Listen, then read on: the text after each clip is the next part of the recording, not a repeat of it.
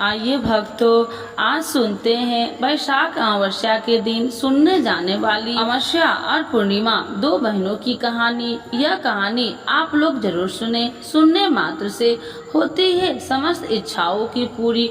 तो एक बार बोलिए प्रेम से शिव जी की जय, भोला बाबा की जय। अमावस्या और पूर्णिमा दो बहनों की कहानी। एक राज्य में एक राजा और एक रानी रहते थे, जिनकी 4 संतानें थी, 2 लड़के और 2 लड़की। एक लड़की का नाम पूर्णिमा था तथा दूसरी लड़की का नाम अमावस्या था। पूर्णिमा घर के कामों में निपुण थी और घर का पूरा काम करती थी और भगवान की पूजा अर्चना भी किया करती थी। इसके अतिरिक्त वह गौ माता की सेवा भी किया करती थी। और दूसरी बहन अमावस्या न ही घर का कोई काम करती थी और न ही भगवान की पूजा अर्चना करती थी और न ही गौ माता की सेवा करती थी।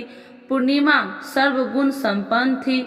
फिर भी राजा और रानी अपने दोनों बेटे तथा पुत्री अमावस्या को ही प्यार किया करते थे और वह पूर्णिमा से प्यार नहीं करते थे, उसके साथ भेदभाव करते थे। राजा के चारों पुत्र और पुत्री धीरे धीरे बड़े हो रहे थे। जब वे बड़े हो गए, राजा ने अपने दोनों पुत्रों का विवाह योग्य कन्याओं के साथ करा दिया। इसके बाद रानी ने राजा से कहा कि अब दोनों पुत्री का विवाह के योग्य हो गई है और इन दोनों का विवाह भी करा दो, लेकिन पुत्री अमावस्या का विवाह किसी बड़े खानदान में कराना और पूर्णिमा का विवाह किसी गरीब परिवार में कराना, क्योंकि पूर्णिमा को केवल भगवान की पूजा पाठ करना ही पसंद है और गाय की सेवा करना पसंद है।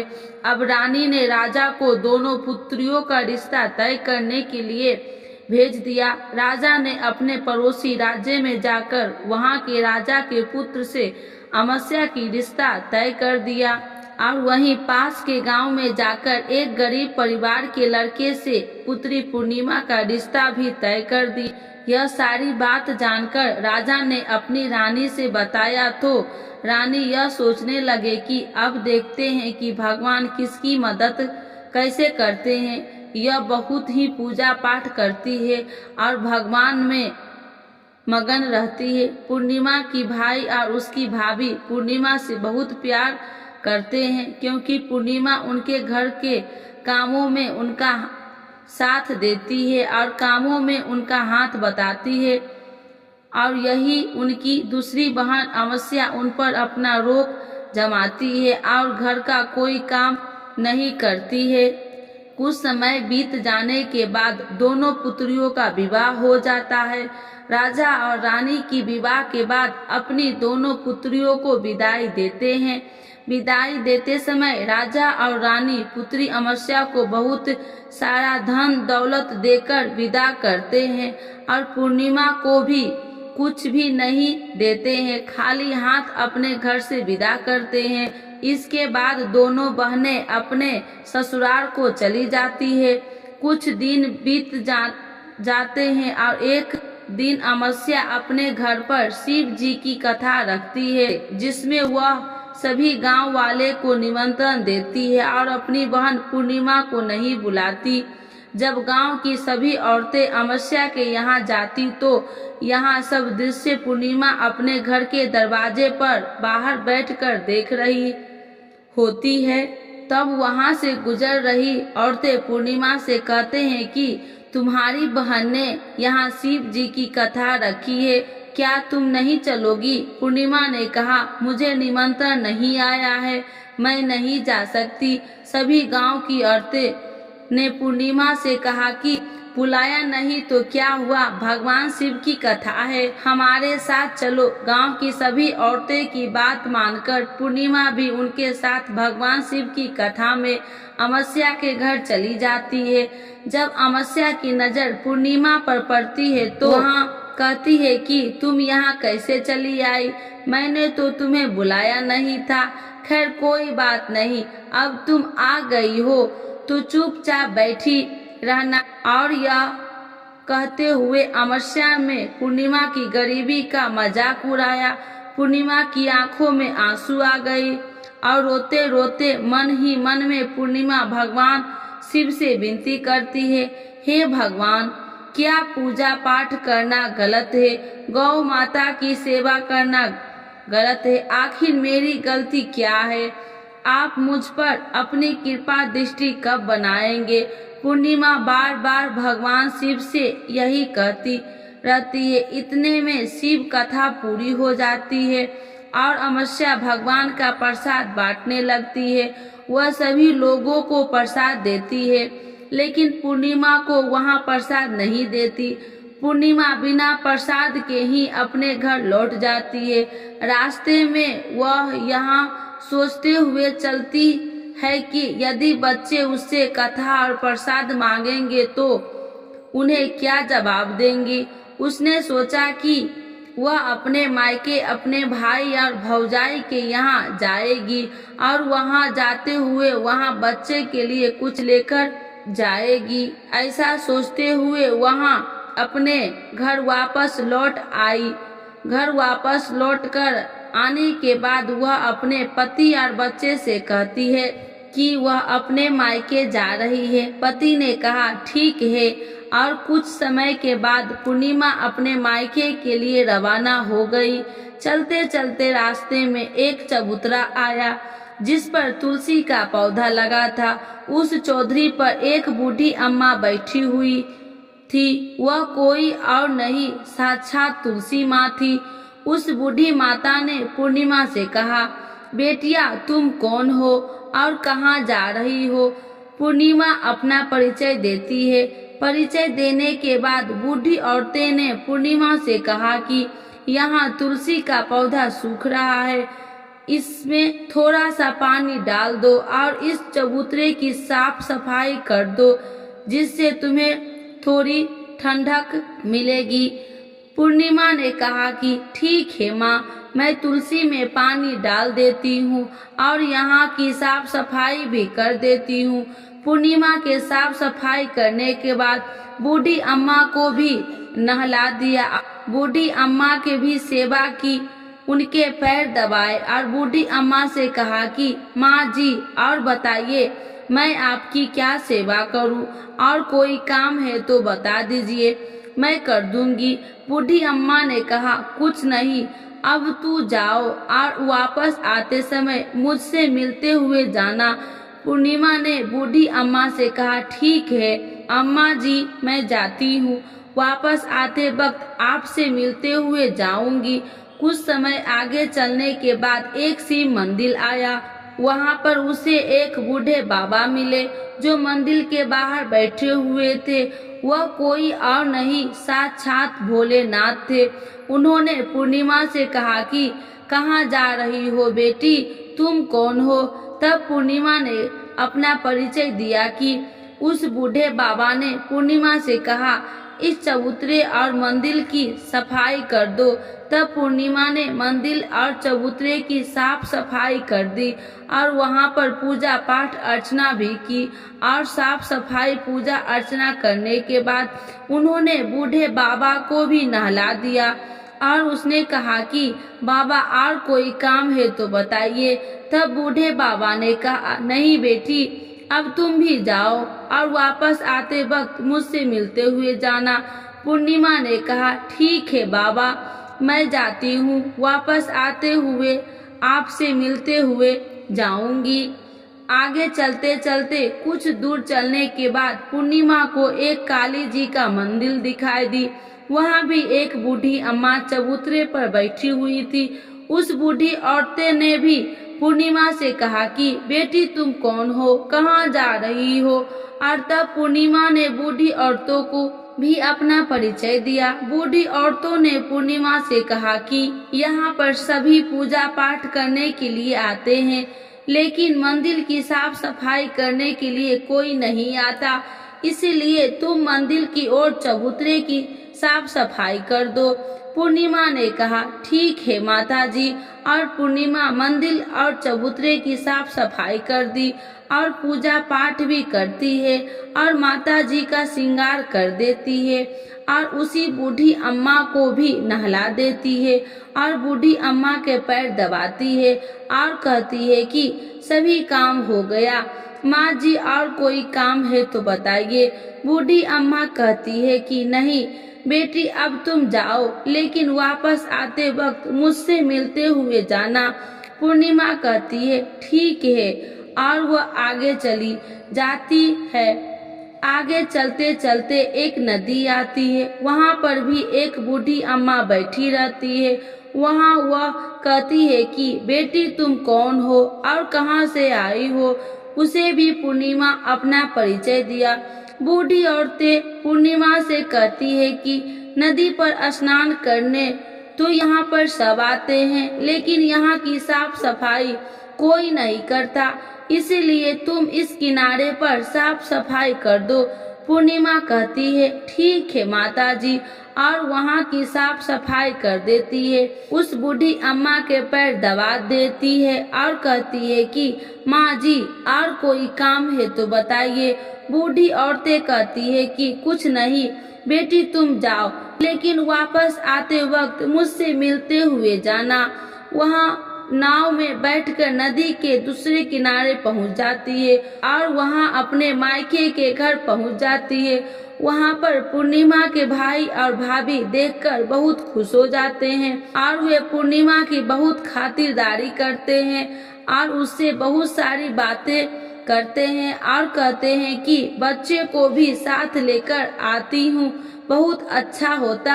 अब कुछ समय बाद पूर्णिमा ने वापस अपने ससुराल जाने के कहा तो उसकी भाभी ने उसके लिए एक साड़ी दी और खेले में बच्चे के लिए कपड़े और खाने पीने का भी कुछ चीजें रख दी और कहा कि तुम बहुत दिनों के बाद आती हो। और पूर्णिमा की भाभी ने यह थैला पूर्णिमा के हाथ में दे दिया और कहा कि जाओ जल्दी वापस आना। इसके बाद पूर्णिमा वहां से अपने ससुराल के लिए रवाना हो गई और उसी नदी के किनारे पहुंची और नाव में बैठकर दूसरे किनारे पर उतर गई। वहां पर उतरने के बाद वहां पर उसे वही बूढ़ी अम्मा मिली जो साक्षात गंगा मैया थी। उस बूढ़ी अम्मा ने पूर्णिमा को एक थैला दिया और कहा कि इसे तुम अपने घर जाकर ही खोलना। अब पूर्णिमा के पास बहुत पहले हो गए थे। उन्हें लेकर पूर्णिमा वहां से रवाना हो गई। आगे कुछ दूर चलने पर काली माँ का मंदिर आया। वहां पर काली माँ बूढ़ी माँ का रूप में विराजमान थी। उसने कहा कि आ गई बेटी। पूर्णिमा ने कहा कि माताजी मैं आ गई। तो काली माँ ने उसे एक थैला दिया और कहा तुम यहाँ थैले अपने घर जाकर खोलना। अब पूर्णिमा के पास 3 थैले हो गए थे। तीनों थैले लेकर पूर्णिमा आगे बढ़ी। कुछ दूर जाने पर शिव जी का मंदिर आया, जहाँ बूढ़े बाबा के रूप में शिव जी स्वयं विराजमान थे। बूढ़े बाबा ने कहा पूर्णिमा तुम वापस आ गई। पूर्णिमा ने कहा हाँ बाबा मैं वापस आ गई हूँ। बूढ़े बाबा ने भी पूर्णिमा को एक थैला दिया और कहा कि यह थैला तुम घर जाकर ही खोलना। पूर्णिमा ने कहा ठीक है बाबा। अब पूर्णिमा के पास 4 थैले हो गए थे। अब पूर्णिमा 4 थैले को लेकर अब कैसे ले जाती। उसने एक पुरानी साड़ी निकाली और उन सभी थैलों को एक गड्ढा बना लिया और सर पर रखकर वहां से रवाना हो गई। कुछ दूर जाने के बाद उसे तुलसी माँ बूढ़ी औरतें के रूप में मिलती है और कहती है पूर्णिमा तुम आ गई। पूर्णिमा कहती है हाँ माताजी मैं आ गई। वह बूढ़ी औरतें भी उसे एक थैला देती है और कहती है कि यह थैला तू अपने घर जाकर खोलना। पूर्णिमा कहती है कि ठीक है माँ जी। अब पूर्णिमा के पास 5 थैले हो गए। पूर्णिमा वहां से रवाना हो गई। वह वापस अपने घर पहुंच गई। पूर्णिमा ने अपने बच्चे को नीचे रखा और सबसे पहले अपने मायके के थैला खोलकर देखने लगी। उसमें बच्चे के लिए अच्छे कपड़े और खाने पीने की चीज थी और उसने गहने भी थे। पूर्णिमा ने कपड़े अपने बच्चे को दे दिए और खाने पीने की चीज भी बच्चे को दे दी। बच्चे यह सब पाकर बहुत खुश थे। अब पूर्णिमा ने दूसरा थैला खोला तो उसे गंगा मैया ने दिया था। उसमें ढेर सारे हीरे जवाहरात, सोना चांदी आदि था। इसके बाद अब पूर्णिमा ने तीसरा थैला खोला जो उसे काली माँ ने दिया था। उसमें बहुत सारा सोना श्रृंगार का सामान भरा हुआ था। इसके बाद पूर्णिमा ने चौथे थैला खोला जो उसे भगवान शिव ने दिया था। उसमें बहुत सारा धन संपत्ति भरा हुआ था और बहुत सारी खुशियां भरी हुई थी।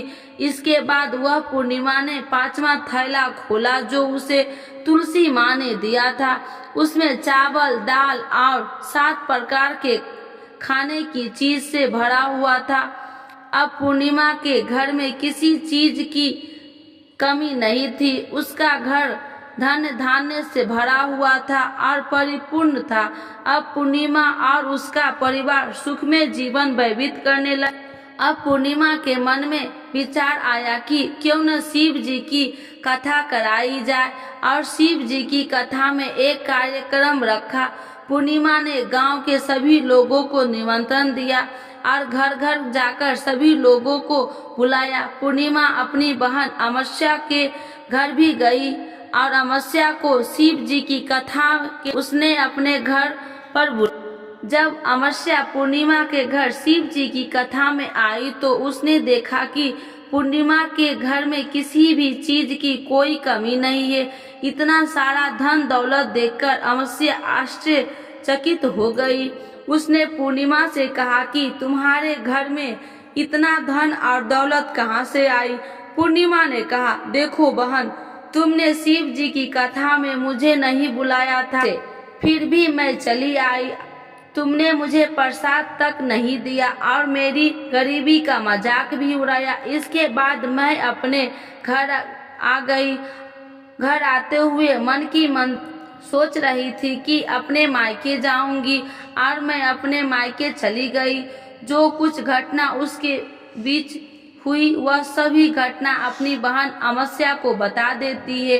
तो अमावस्या कहती है कि तुम भी मुझे प्रसाद मत दो, मैं मुझे डांट लो। लेकिन पूर्णिमा ने कहा कि यह तो भगवान का प्रसाद है, मैं तो सबको दूंगी और तुम्हें भी दूंगी। फिर भी अमावस्या ने प्रसाद नहीं लिया और वह सीधे अपने घर चली गई। घर जाकर अपने बच्चे से कहकर वह अपने मायके जाने के लिए तैयार हो गई और मायके के लिए निकल गई। उसने भी रास्ते में चलते चलते तुलसी माँ मिली जो चबूतरे पर बूढ़ी माँ के रूप में बैठी हुई थी। बूढ़ी माँ ने अमावस्या से कहा कि बेटी तुम कौन हो और कहाँ जा रही हो? अमावस्या ने अपना परिचय दिया। बूढ़ी माँ ने कहा, बेटी यह तुलसी का पौधा है, सूख रहा है, इसमें थोड़ा सा पानी डाल दो और इस चबूतरे की साफ सफाई कर दो।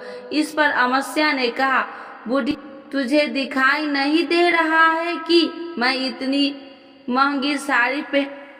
वहां से आगे चली गई। आगे जाने पर उसे भगवान शिव मिले जिसे भी उसने ऐसा ही कहा। जिसके बाद आगे जाने पर उसे काली माँ मिली से भी उसने यही सारी बात कही।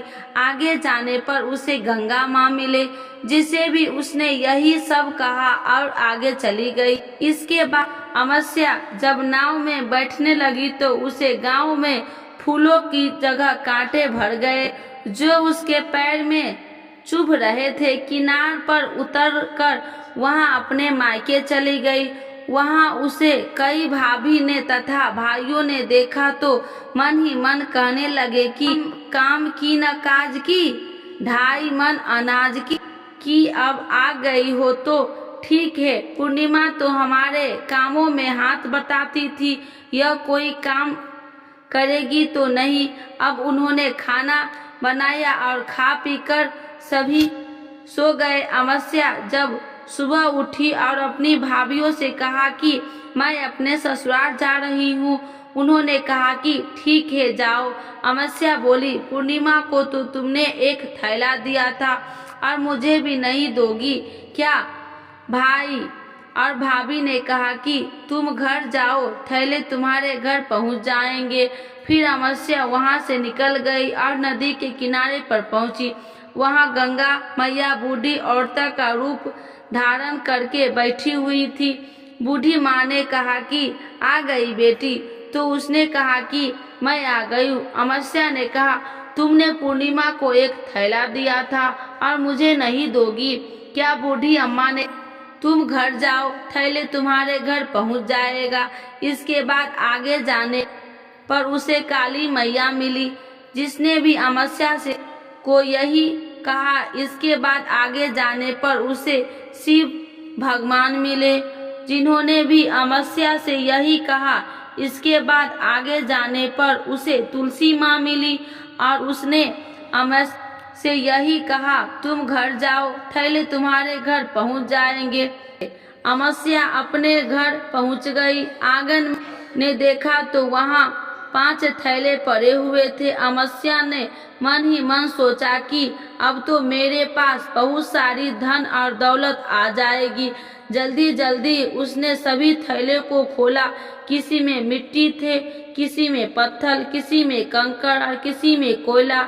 उसे मायके से भी कुछ नहीं मिला, न थैले में कुछ भी नहीं था। अमावस्या दौड़ती हुई पूर्णिमा के घर गई और कहती है कि तुम्हें तो इतना सब कुछ मिला, मुझे तो कुछ नहीं मिला, आखिर क्यों? पूर्णिमा कहती है, जब मैं अपने मायके जाती हूँ तो अपनी भाभीियों के साथ उनके काम काज में हाथ बटाती हूँ, उनके साथ मिलकर काम करती हूँ, लेकिन तुम ऐसा कुछ नहीं करती, उनकी इज्जत भी नहीं करती, इसीलिए तुम्हें भला क्यों देंगे? इसके बाद तुमने गंगा मैया को ठुकरा दिया और काली माँ को भी ठुकरा दिया और भगवान शिव को भी तुमने ठुकरा दिया, इसीलिए उन्होंने तुम्हें भी कुछ नहीं दिया। अमावस्या कहती है कि बहन, तुम मुझे माफ कर दो, मैंने तुम पर हमेशा अत्याचार किया है, मुझे कुछ नहीं मिला तो कोई बात नहीं, मैं भी भगवान की भक्ति करूंगी और सब कुछ प्राप्त कर लूंगी, मुझे इन सब चीजों का रहस्य बताओ। तो पूर्णिमा ने कहा कि तुम 3 सूत्र का ज्ञान ले लो और उसकी कथा करना। पहले सूत्र में दया मांगना और दूसरे सूत्र में कथा मांगना और तीसरे सूत्र में 108 बार ओम नमः शिवाय का जाप करना। भगवान ने यह सूत्र दिए हैं, इनको अपने हृदय में बसा लेना। मैंने भी यह 3 सूत्र अपने जीवन में अपनाए थे और सच्चे मन से भगवान की भक्ति पूजा पाठ की थी। फिर भगवान ने मुझे यह सब कुछ दिया और तुम्हारे पास जो भी कुछ था वह सब खत्म हो गया। इसके बाद अमावस्या अपने घर गई और भगवान की पूजा पाठ करने लगी। भगवान शिव से उसने माफी मांगी और गौ माता की सेवा भी की और दूसरे की मदद भी करने लगी। बोलिए भगवान शिव की जय, तुलसी माता की जय, काली माता की जय, गंगा मैया की जय, सभी देवी देवताओं की जय। हर हर महादेव, हर हर